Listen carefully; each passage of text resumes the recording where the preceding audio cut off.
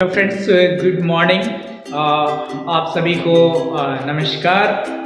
एक इतनी खूबसूरत सी कहानी लेकर के आया हूँ आप लोगों के लिए, जो आपके रियल लाइफ से कोरिलेट करेगी। और आप चाहे जो भी हों, आप बड़े आदमी हों, छोटे आदमी हों, मिडिल क्लास हों, या हेल्प करने में विश्वास रखते हों या नहीं रखते हों, पर इस वीडियो को आप ज़रूर देखें। शायद आप बहुत कुछ अपने लाइफ में चेंज कर सकते हैं और अपना तरीका बदल सकते हैं जीने का। मैं आपको करण सर लाइफ ब्लॉग चैनल के माध्यम से इस वीडियो को मुझे दिखाना नहीं चाहिए, पर मैं दिखाऊंगा। और यह एक प्रेरणा के लिए वीडियो है, जो आज का युग चल रहा है, जो आज का टाइम चल रहा है, जिसमें आप कलयुग नाम देते हैं या 2022 का नाम देते हैं या 22वीं 21वीं सदी का नाम देते हैं। बहुत ही दोस्तों, एक रियल और लाजवाब स्टोरी है जो आपको बहुत प्रभावित करेगी और आपके जीने के तरीकों को बदल सकती है। तो आइए शुरू करते हैं। ये कहानी कहीं और की नहीं है, किसी बुक की नहीं है, किसी व्हाट्सएप मीडिया की, यूट्यूब फेसबुक की नहीं है। ये छोटी सी स्टोरी खुद मेरी है और ये घटना है 2 दिसंबर 2021 की। 2 दिसंबर 2021 रात को 10:45 IMC वाराणसी। दोस्तों, अगर आपको ये रहता है कि दूसरों की मदद करनी चाहिए, दूसरों की सेवा करनी चाहिए, तो बिल्कुल करना चाहिए। लेकिन कैसे लोगों का करना चाहिए, कैसे लोगों का नहीं करना चाहिए, वो चीज़ मैं आपको दिखा रहा हूँ विथ प्रूफ। यानी ये जो मैं बातें आपसे कह रहा हूँ, इसके साथ वो चीज़ें, वो इंसिडेंट की वीडियोस क्लिप भी मैं आपको दिखाऊंगा, जिससे ये चीज़ें जुड़ी हुई है। 2 दिसंबर 2021 को मैं ITIs में क्लास ले रहा था और एक बंदे का फ़ोन आता है। वो मुझे जानते हैं। फ़ोन आता है कि बनारस में बी पॉजिटिव ग्रुप का ब्लड नहीं मिल रहा है। अगर ये ब्लड नहीं मिलेगा तो मेरे एक बहुत क्लोज रिलेटिव है, वो बंदा आगे से बोलता है, बहुत क्लोज रिलेटिव हैं, अगर ऐसा नहीं होगा तो उनकी जान जा सकती है, क्योंकि वो इस वक्त डेंगू हुआ है और वो हॉस्पिटलाइज है। तो बी पॉजिटिव का ब्लड चाहिए था और इस बी पॉजिटिव ब्लड मेरे पास था। मुझे फ़ोन आया। मेरा क्लास 4:30 में ऑफ हुआ और 4:30 को मैं घर पे जाता हूँ और कुछ पैसे और ऐसे अपना आ करके और तुरंत बस पकड़ता हूँ और मैं बनारस आ जाता हूँ। IMC जाने के बाद दोस्तों, लगभग रात को 8 बजे मैं IMC पहुंचता हूं। उससे पहले बीच में ही जो डेंगू का मरीज था, जो लड़का, उसके फादर से मिलता हूं। और वो फादर, मैं क्या बताऊं, जैसे किसी के डेथ होने पर लोग रोते हैं, उस तरीके से वो रो रहे थे। कुछ रिलेटिव्स उनके पास बैठे हुए थे और एक कॉटन का बैग था जो पैसों से भरा हुआ था और उसके सामने वो बैठ करके रो रहे थे। और वो पैसा उनके किसी भी काम का नज़र उनको नहीं आ रहा था, क्योंकि बनारस इतनी बड़ी शहर में उनको बी पॉजिटिव ब्लड के लिए मुझे बुलाया गया था। लेकिन वहाँ पर जो ज़रूरत थी, आप सुनकर दंग रह जाएंगे, प्लेटलेट्स की, उनको कहीं नहीं मिलता है। फिर मैं वहाँ पूरी सीनरी देखने के बाद मेरे मन में और भावनात्मक विचार आते हैं कि शायद मेरे थोड़ा सा हेल्प करने से, मैं पहले कई बार ब्लड डोनेट कर चुका था, इसलिए मुझे कोई अंदर से डर नहीं था, कोई भय नहीं था। लेकिन जब मैं उनके बड़े लड़के के साथ, या जिसका छोटा लड़का एडमिट था, उनके बड़े लड़के के साथ मैं IMC पहुंचता हूं, वहां जाने के बाद जब मुझे लिटाया जाता है, मतलब ब्लड लेने के लिए, तो मैं ब्लड कई बार डोनेट किया हूँ, इसलिए वहाँ पे जो मशीनरी लगी थी वो मैं पहली बार देखता हूँ और मुझे शॉक जैसा लगता है कि ब्लड देने के लिए इतने सारे सिस्टम की ज़रूरत कैसे पड़ती है। ब्लड तो इस तरीके से नहीं लिया जाता है।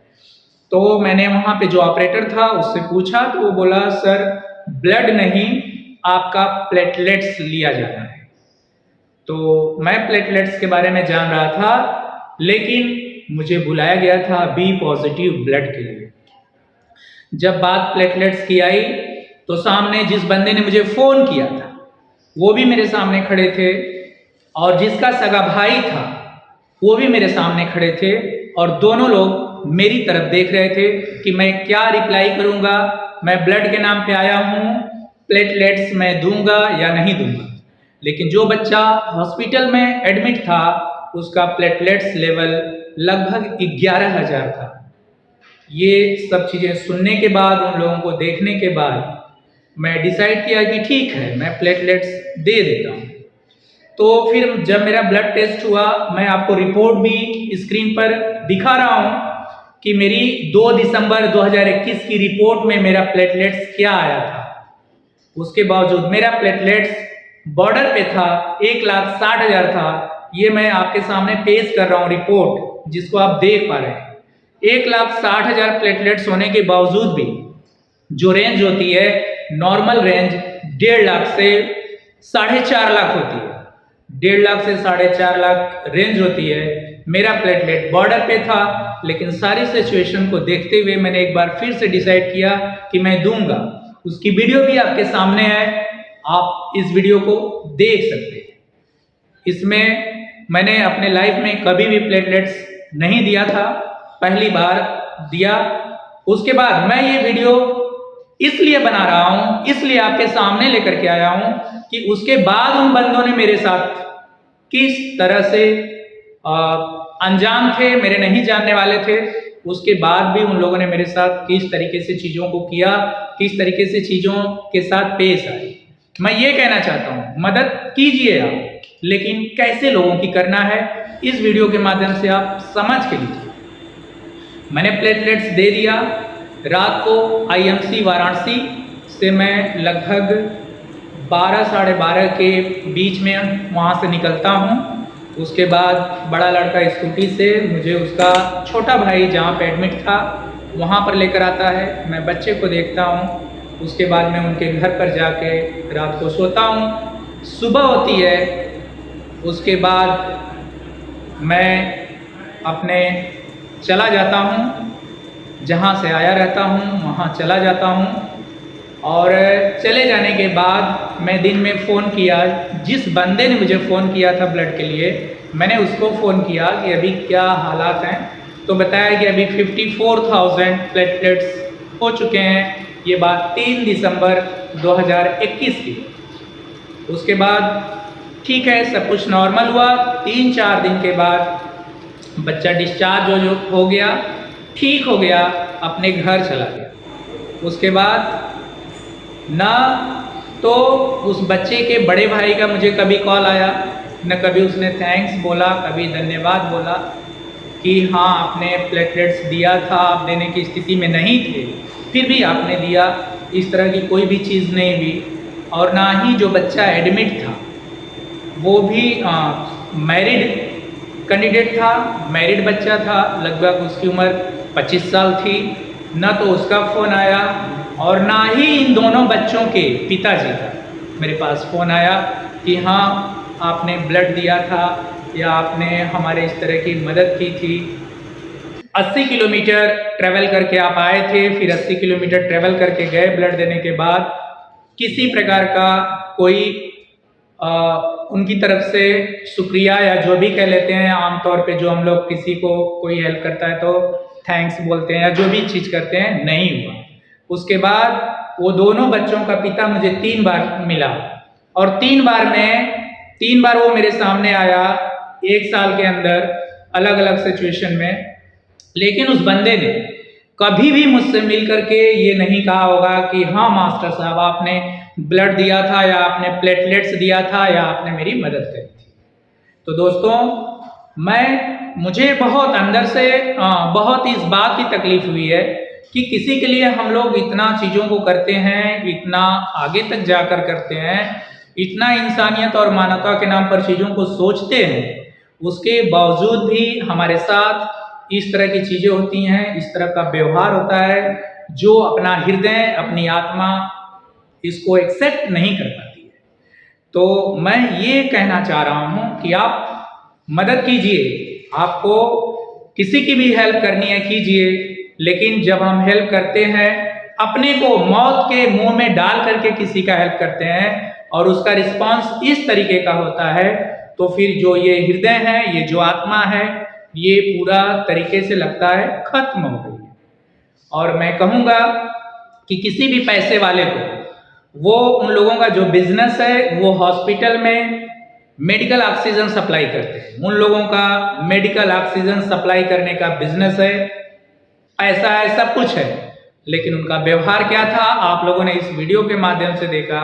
मैं भी अपने माँ बाप का अकेला हूँ, मेरा प्लेटलेट्स का लेवल वो था, अगर मुझे कुछ हो जाता, मैं ये बात बताने से रह गया कि उस दिन से, जिस दिन मैंने प्लेटलेट्स दिया, उस दिन से लेकर आज तक मुझे एक बीमारी हुई, और वो बीमारी ये है कि कभी कभी अचानक मुझे चक्कर शुरू होता है और 2-3 दिन तक चक्कर आते ही रहता है, कोई दवा फायदा नहीं करती है।